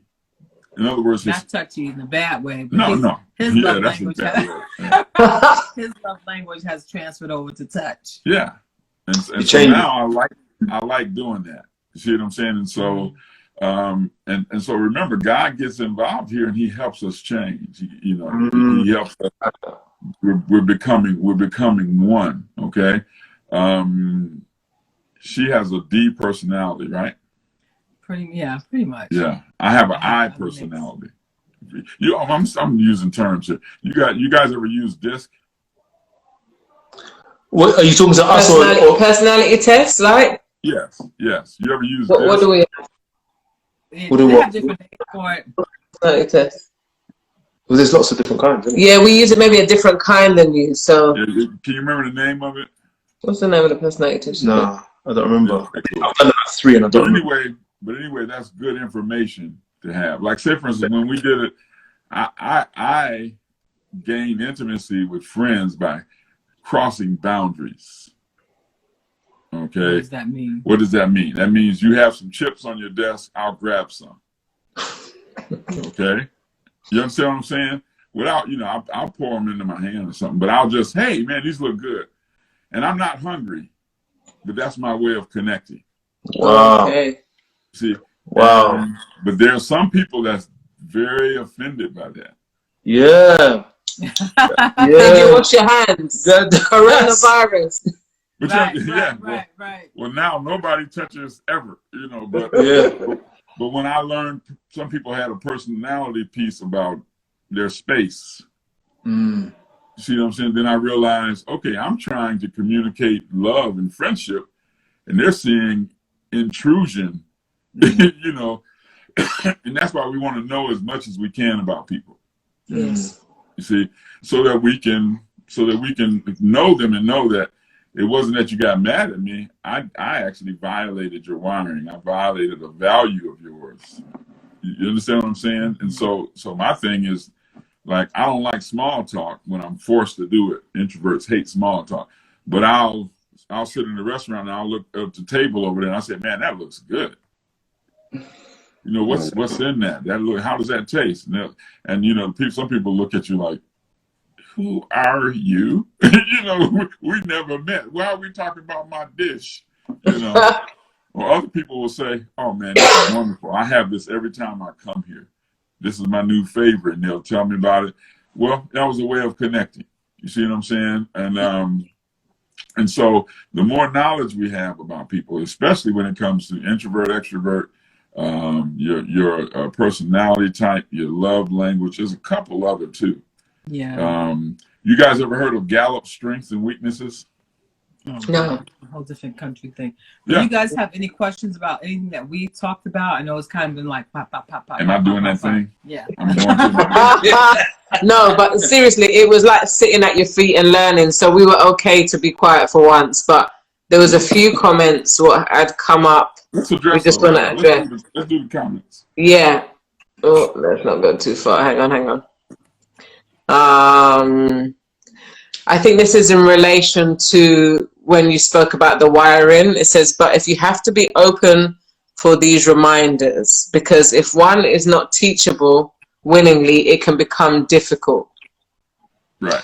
So I think this kind of bounces off the thing of, I think that if I can be frank on behalf of other people, I don't know if it's for the person that made the comment, but if you're in a relationship where one person really isn't trying, and there seems to be a lot of sacrifice on one side of the fence.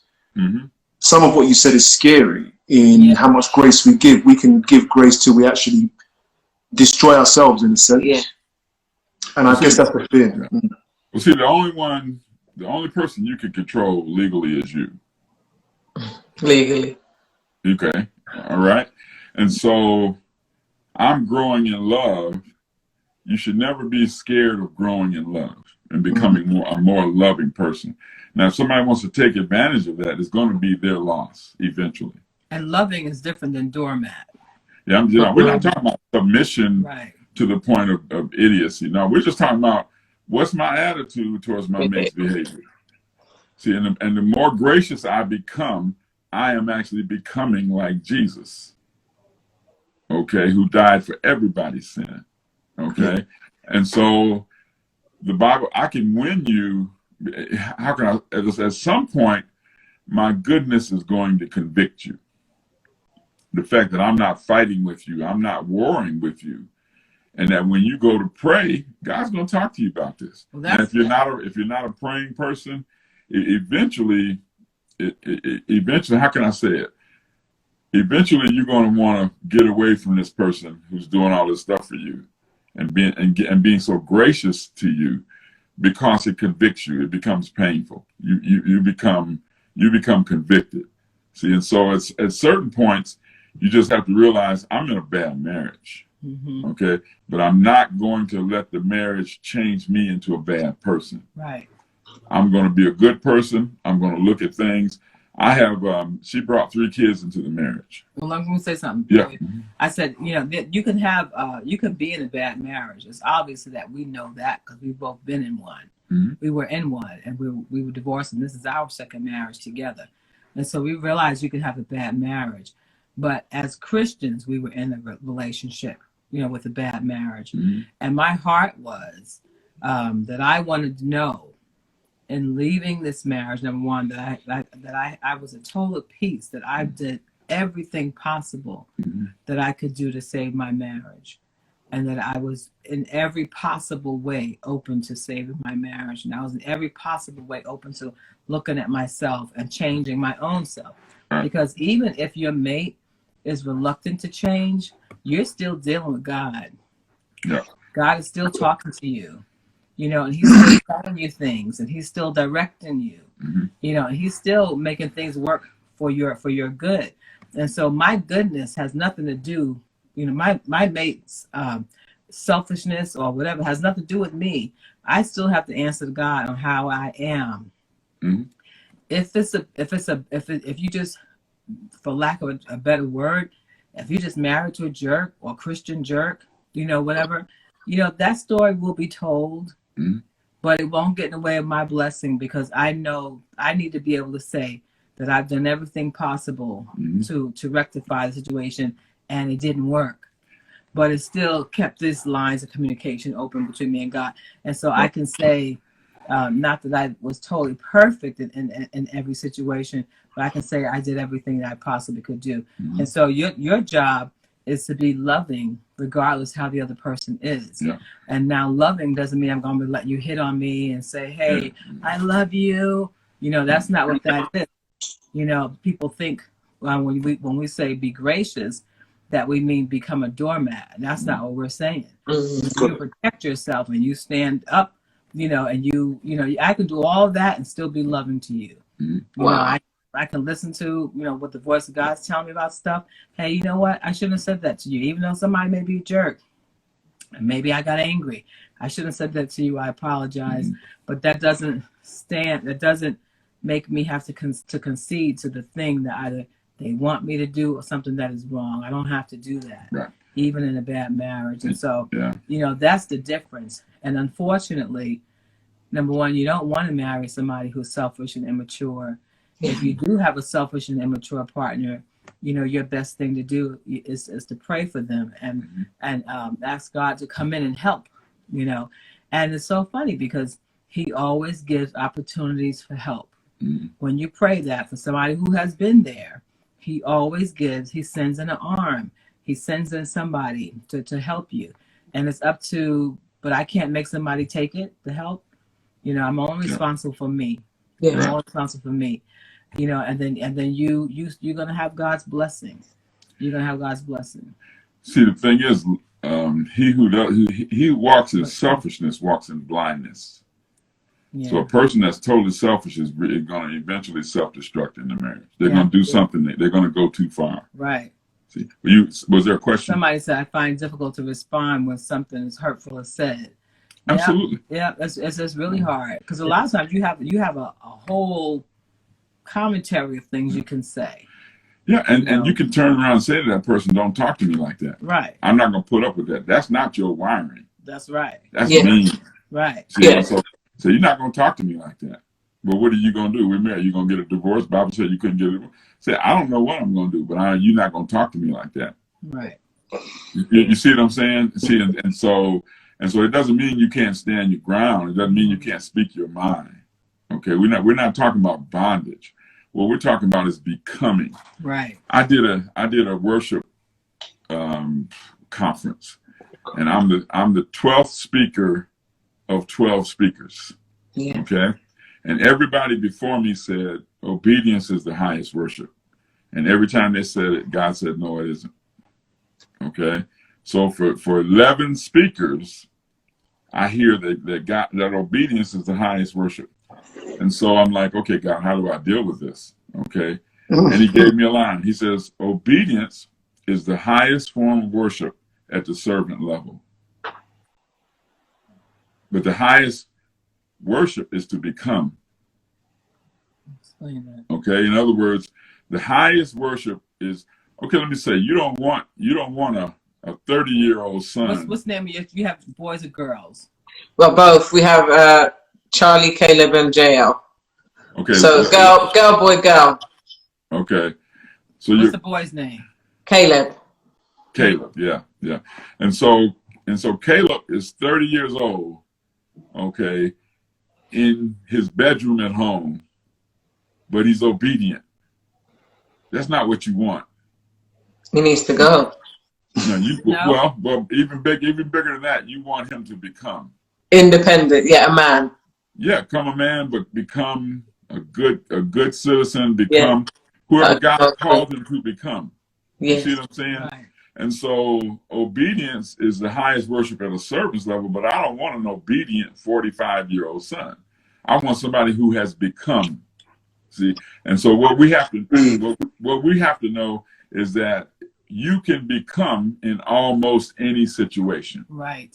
Okay. Right. And so so you can become, and so I don't have to worry about how you treat me so much if now you become an enemy. Okay, I'm married to an enemy. My biggest thing is not to beat you or to win against you. My biggest issue is not to become like you. Yeah. Okay, David and Saul. David's challenge was not to become a Saul, because God's going to take care of him. Right. So I don't have to fight fire with fire. You know, I don't wrestle with flesh and blood. And so if you've decided now somehow you don't like me or you want to use me, then you are calling a curse on yourself. Because he says, pray for those who man, come on. You know, because now you're in the spiritual law that's working against you. Now you are a person returning evil for good. Right. And you are getting in a dangerous place spiritually. You're getting in a dangerous place. It's dangerous to mess over a good person. God gives you a good person, and you think this is somebody to use. This is where we get back to the fear of the Lord. Yeah. And I've told some women, go to your husband and tell him you stop praying for him. You're not praying for him no more. And they're like, what? Say, no, I ain't praying for you no more. So it's up to pray for yourself. You know, cover yourself. I don't know what's going to happen to you, but I'm turning you over to God. Because, man, what a luxury. You marry a woman, she's praying for you, she's doing everything for you, you running around like a jerk. See what I'm saying? So say, hey, I want to be released from this, so I ain't praying for you. I'm turning you over to Satan. You go for it, boy. See what I'm saying? I hope you've learned how to pray in all this time. Yeah. See, so I ain't talking about nobody being a chump or something. I'm loving you, and I'm expecting you to love me back. If you don't love me back, that's between you and God. That's right. I'm going to keep loving you, and when it's over, I'm not going to have any regrets. And what happens with me is between me and God. Between me and God. And so if you're the person that is with someone who's selfish, it doesn't stop your growth. Right. You know, it doesn't stop your growth. Your life is going to be challenging. Yeah. Because it's difficult to deal with the immature man. You might have married a 10-year-old. You might have married a 15-year-old on the inside. Yeah. I mean, it's hard. You can't have a relationship with a 10-year-old. You know, when you're grown, because the 10-year-old only sees what they want to do. Yeah. They only see the right now thing. They don't even know how to love. Right. And so, but it has nothing to do with you. You know, your response has to do with you. And you keep your channel between you and God. You can actually grow In a rough marriage. In a rough marriage, you still grow. Your intimacy with God can grow, yeah. and God can show you so many things. I think my most intimate times that I've had was in a bad marriage. Mm-hmm. You know, because God walks alongside of you if you are doing what you're supposed to do.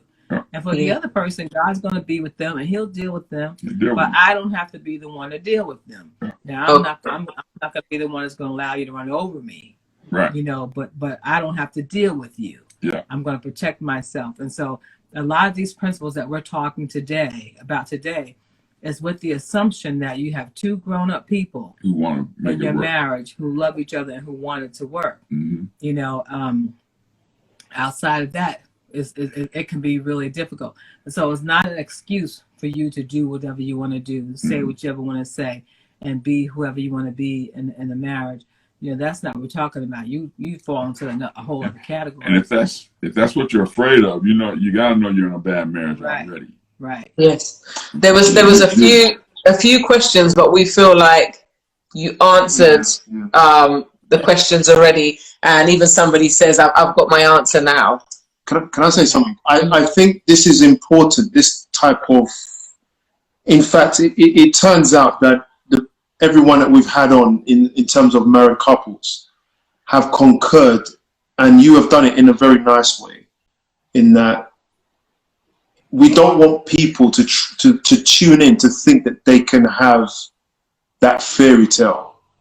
But I even said to someone, I remember we went to that panel up in, was it East London somewhere, Hackney, and someone asked, you know, about sex, asked me about sex, my expectations. Yeah. And I said, it's the opposite to what I thought it was. And the point of it was, and I'm trying to share with people at every opportunity, that the relationship is the opposite to what we think it is. Mm-hmm. From the point of entry to what it is now. And this is important. I like what you're doing now, because you're showing us the fantasy is one thing, but reality is another. How we handle reality, how we handle each other, the safest way to handle each other. The only thing we have left is grace. That preserves our relationship with God. That preserves our mental health. That preserves our body. That preserves our relationship. The only thing that we've got left is grace. The only thing that we can control. But that the reality can be good, and it will take it takes effort to stay in that state of what we thought was fantasy can actually become a reality. So that's what I picked up here, that we can stay with that feeling. It does take work. It does take compromise. It does take a lot of work on yourself, and also learn about the wiring of the other person versus intentional behavior to cause harm. And that's something I will take away. There's a lot of people in the chat who have said this is really good counseling. It's good that we were able to just stop and listen rather than conversate. That we've had an opportunity to learn, somebody said, and put it into practice. So yeah, and we always learn when we come off here. We sat down yesterday for about 20 minutes just like this. So this has been good for everybody who has been listening. And I know we don't have long left on here. About 5 minutes. We've got about 5 minutes. So if you have any quick statements, anybody, or any quick questions or any thanks you want to give, please put it in the chat. There's no questions. Oh, there's no questions. It's just closing remarks. There's hearts and stuff like that. So could you just close us off with a remark, and then also again pray for everybody on the chat. Sorry, somebody said something here. Quickly, I'll squeeze you in. I pray for that. Okay, that was another comment which went on before, but someone said 100%.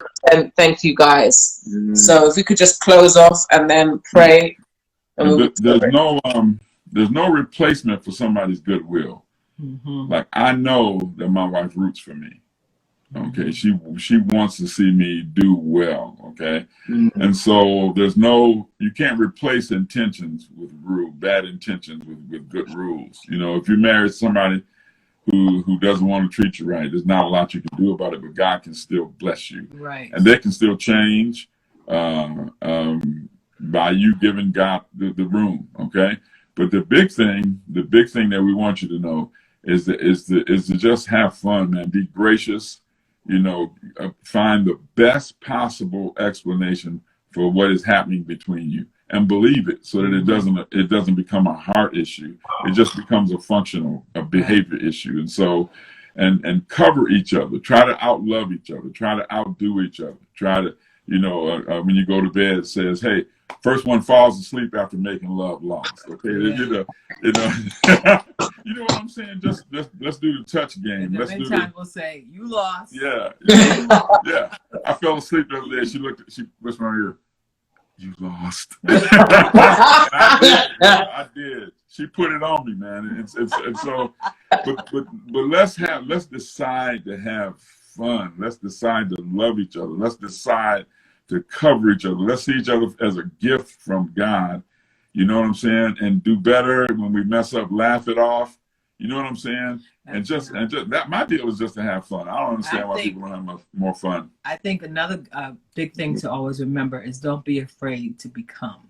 Yeah. You know, a lot of times as Christians, we have new grace every morning, but we're really afraid to be wrong. Yeah. And so sometimes we don't acknowledge where we're wrong, even in our relationship, because we're afraid of being wrong, which really talks to something in you that's kind of that needs some kind of healing. Yeah. That you can't come and say, hey, man, I was wrong how I said that, when I thought about that. It really speaks to something that's going on in you. And so don't be afraid to become. And that means don't be afraid to become mature.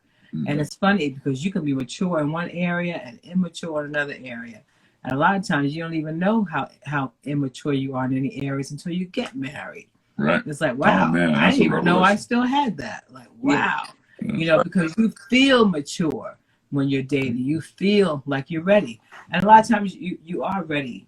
But there's things that you're going to have to grow up about. Mm-hmm. And so the thing is, it's like when you don't have something, God said, ask for it. And so number one, we need to be asking for wisdom, because he said ask for wisdom. That means, hey, I got all this wisdom, I'm getting ready to give out. Ask me. Okay. Yes.